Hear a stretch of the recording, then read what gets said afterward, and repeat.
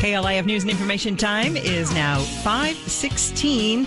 The once up-and-coming professional athlete we all endearingly refer to as Johnny Football will be in the courtroom later today to answer charges. He turned himself in to authorities yesterday. Chris Lewis is an attorney with Crane, Lewis, and Brogdon in Dallas, and he joins us now live. Good morning, Chris. Good morning.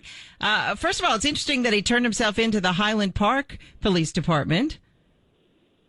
Yeah, I think what happened there was he was obviously trying to avoid media and people getting what we lovingly refer to as the perp walk. So right.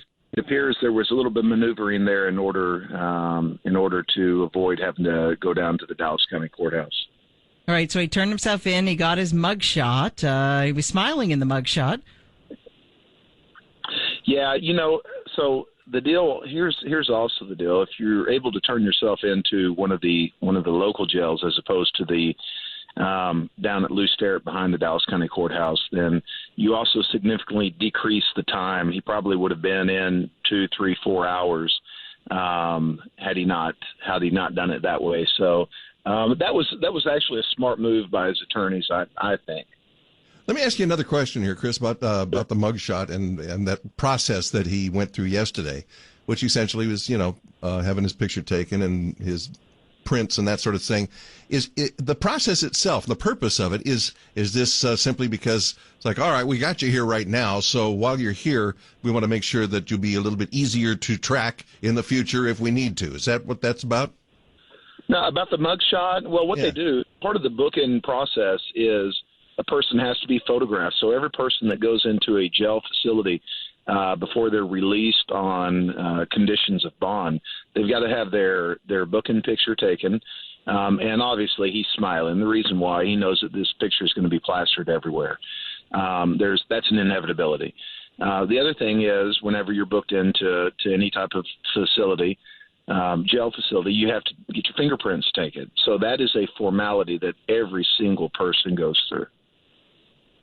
So he's going to be arraigned today, and I would assume enter a not guilty plea?